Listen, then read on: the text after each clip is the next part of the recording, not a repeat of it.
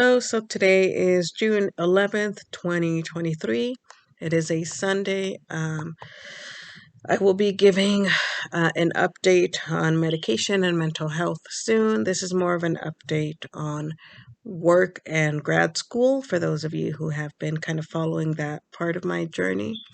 You may or may not know that I am employed as a speech and language pathologist, or an SLP, and I currently work at two schools, and I am also a graduate student completing my master's degree in speech and language pathology. I guess the requirements vary by state, but because there is such a high need of speech therapists in California, particularly in the schools, there are some districts and some schools that are willing to hire a master's student, or student who hasn't yet completed their degree or their credentials, um, to fill a vacant position as a school SLP. And so that's what I did last year. I applied and I started working in December for two different charter schools as a full-time SLP on a waiver. So I have all the duties and responsibilities of an SLP. I'm not working as a SLIPA. I'm not working as a clinical fellow. I am working and getting paid as if I were already a fully credentialed SLP, including writing reports, attending IEP meetings, etc. And boy, let me tell you, it has not been easy. When I applied to the job, of course, I wanted the experience. I was excited to get started, but my family was also going through a sort of a financial turmoil, and I needed to get a full-time stable job to kind of help financially support them. And I saw the opening position, SLP position, and it said in the job description that this was one of the schools that was willing to hire SLP graduate students, so long as we could prove that we are currently enrolled in a master's program. They would start the whole process of getting a waiver approved for me so that I could start working as an SLP. Of course, there are conditions, right? Terms and conditions to keeping that waiver to be able to work, even though I don't have my credentials. So one of those is, of course, staying in school, making satisfactory progress toward graduation, completing all of my courses with, of course, passing my classes, and then getting, like, every year after having to renew my waiver, I have to get a performance evaluation from one of my supervisors. So there's all kinds of conditions, right, that have to be met in order for me to continue working as an SLP on a waiver. But anyway, I have videos posted previously about how the first couple of weeks were brutal, right? Because this was my very first full-time job. I have had part-time jobs here and there, babysitting and tutoring, even as a reading specialist, but never a full-time 9 to 5 job where I have to be around other professionals and attend meetings and meet parents and be social and write reports and all of these things. For those of you who don't know, I have social anxiety, I have major depressive disorder, I have cerebral palsy, and ADHD. So I struggle a lot with mental health. I don't drive, and part of the reason for that, I think, is my anxiety.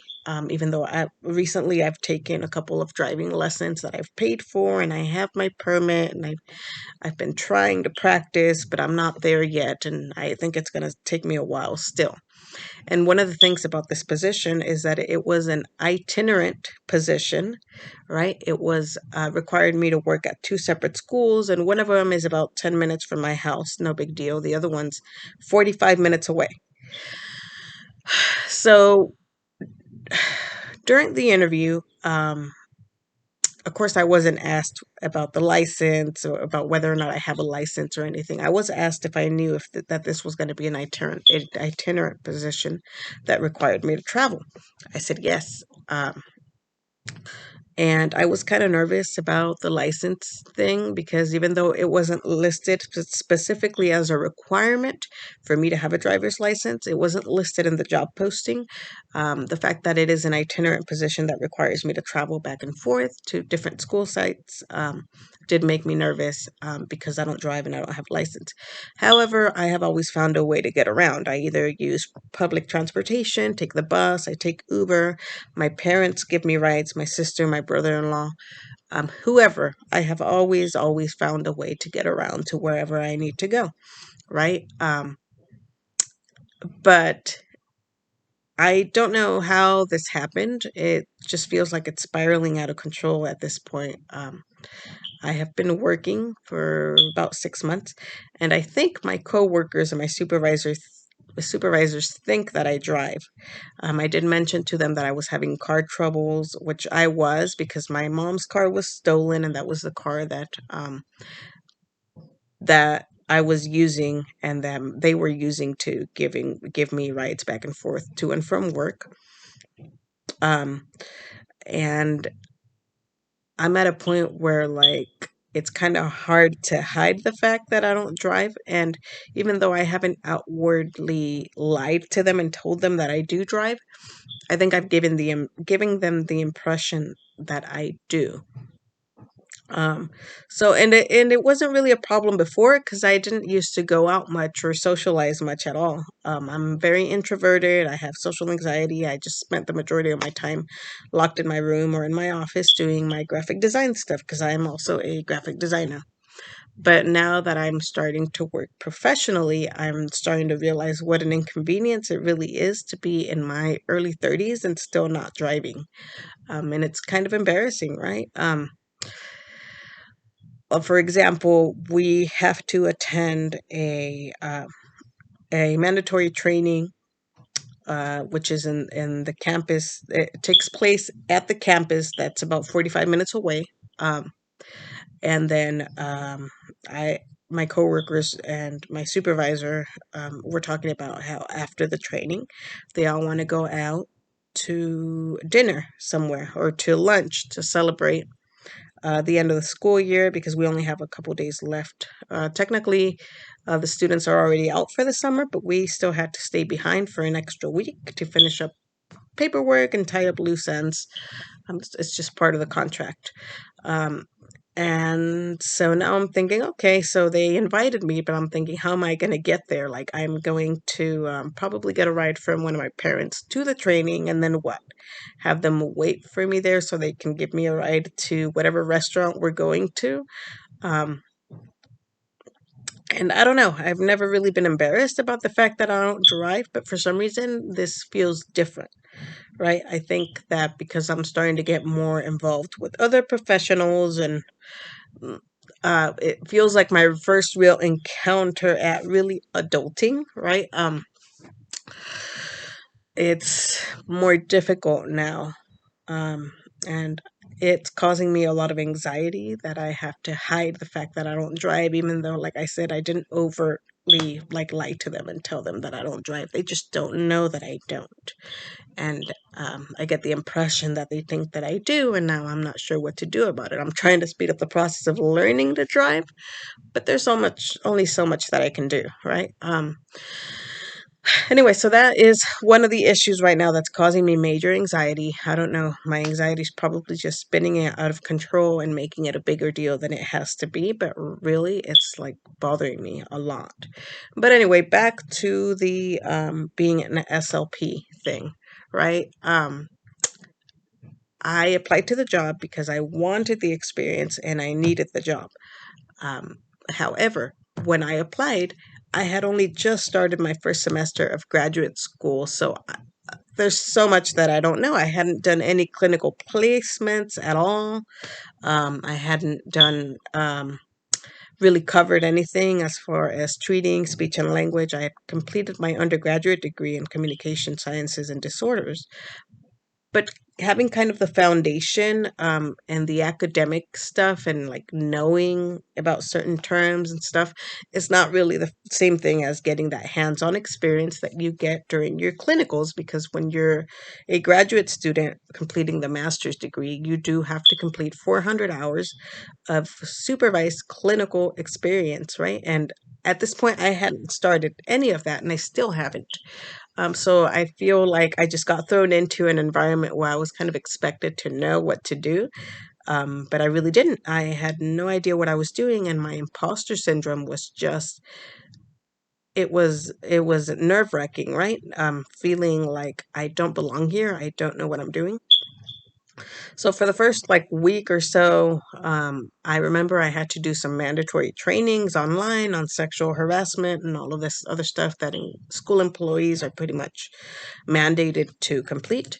So that took me a while. And then uh, after that, like I was mostly just observing my supervisors, the other SLP, and even the SLIPA, or the speech pathologist assistant, as they conducted their therapy in the schools, and kind of how they did things.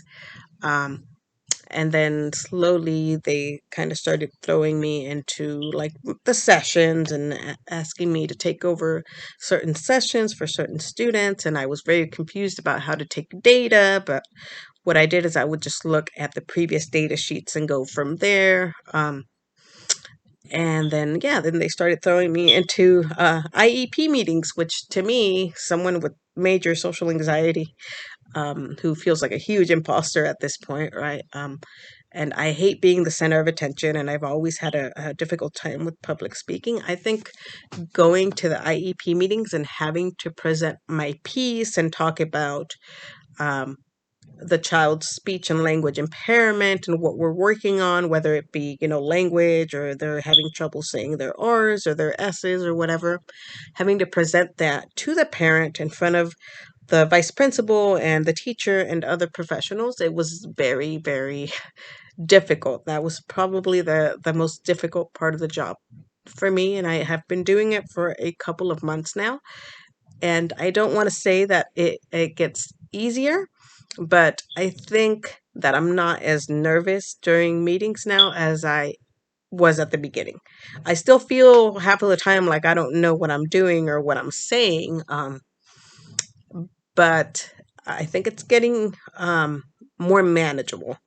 And if you have anxiety, particularly social anxiety, you know how difficult it could be. I had to start taking propranolol to kind of mediate some of those anxiety symptoms that I was feeling, because during meetings, I would just blush. I would feel myself turn completely red and blush while I was talking.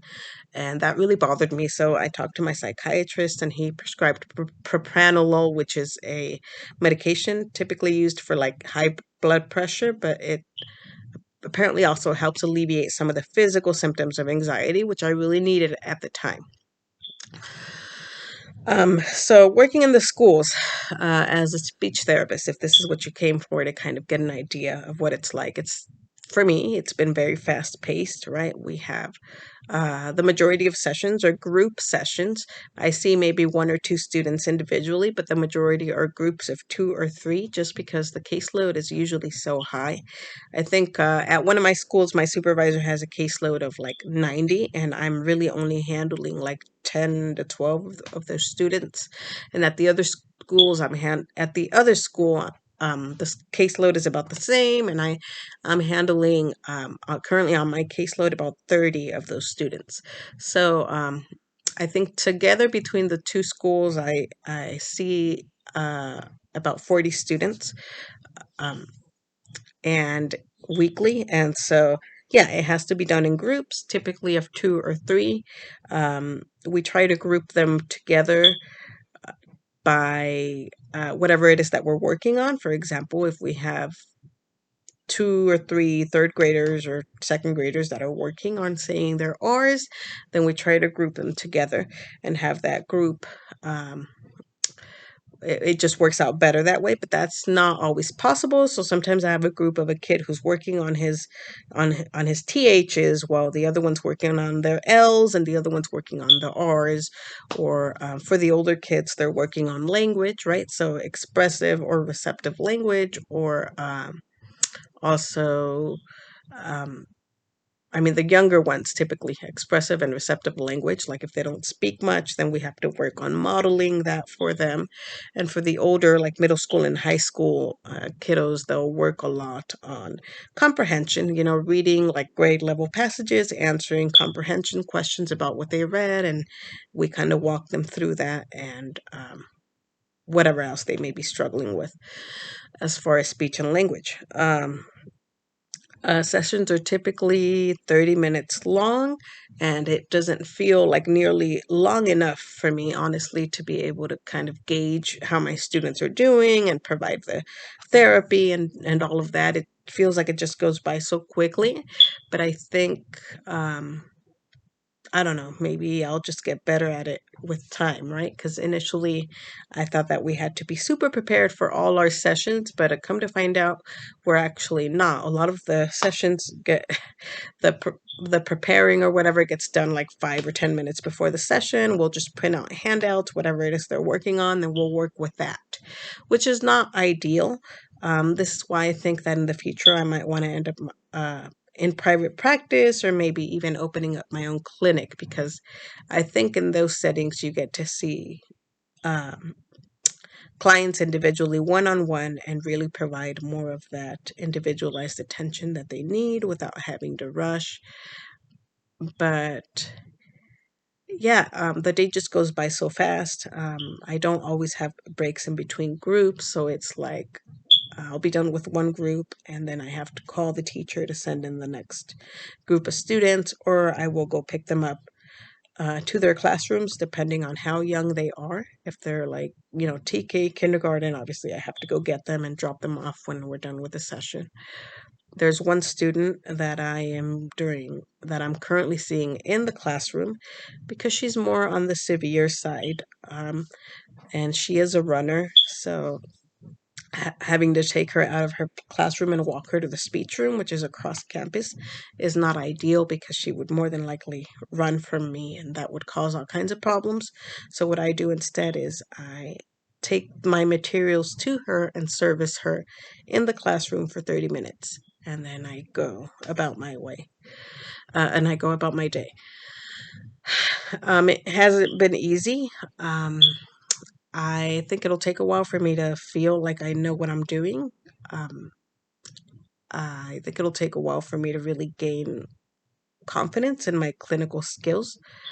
I did end up failing one of my classes, my aphasia class at my university, at which point they asked me to take a leave of absence, so I had to take a semester off, and I will be returning this September. So that semester that I took off, I guess it wasn't such a bad thing because it was just when I had started working, so I was really able to focus more on work and not worry so much about school and turning in assignments. I was going through a lot. Like I said, this was my first full time job, and it was a little overwhelming for me. Um, I remember the first couple of weeks I would come home with a killer migraine, and I would puke my guts out, and I would lay in bed and not want to be bothered and just sleep for the rest of the day. Because as an introvert with anxiety and ADHD and all of these other conditions, it's very difficult for me to sit um, work 9 to 5 and sit in a shared space. Like in one of the campuses I work with, um, we have to share a space, right? So it's not just me. It's one big speech room, but it's me and the speech assistant and the other SLP, who's technically like my supervisor. And we're there together in the same room pretty much all day. Um, and it kind of feels like I'm always being evaluated or watched, right? It could just be all in my head. And I think the fact that I don't have my own space and that I feel like I'm constantly being watched just makes the whole situation that much more anxiety provoking. And it makes me just, by the time I go home, I'm just so tired, so exhausted from that experience, right? Um, But that's how it is. The majority of SLPs do have to share a space with another SLP or another provider like OT or PT or a psychologist or whatever, unfortunately. But yeah, like doing my research and looking online, it seems like it's really common for some SLPs to not even have a space to provide services in, and they're often just thrown into a closet and they're like, here, do your therapy here, or like in the hallways or whatever, which is crazy. So I'm grateful that I do have a space at both of the school sites that I'm working at. However, it's still very draining to not really have my own space or my own office to just kind of sit alone and recharge, especially as someone who tends to get very overstimulated and is very introverted, and just I feel like I need to have that, right? Like my own personal space. But of course, at this point, it's not like I can ask for that. Um, yeah, so for me, I would say the most challenging parts of work so far have been socializing with other adults throughout the day, because was just so used to being locked up in my office all day or in my room and not being bothered, and going to meetings and being the center of attention and feeling like I'm constantly being watched and not really knowing what I'm doing at this point because I'm so new to all this and I'm still not even done with graduate school and I still haven't completed any of my clinicals. But on the bright side is I'm getting a lot of experience, so I think that by the time I do have to start my school-based clinicals, which is in another year or so, I think I'll be prepared, or at least more prepared than the typical SLP graduate student who hasn't really worked as an SLP in the schools. Yeah, so that is how it's been in a nutshell. And yeah, that's it for now.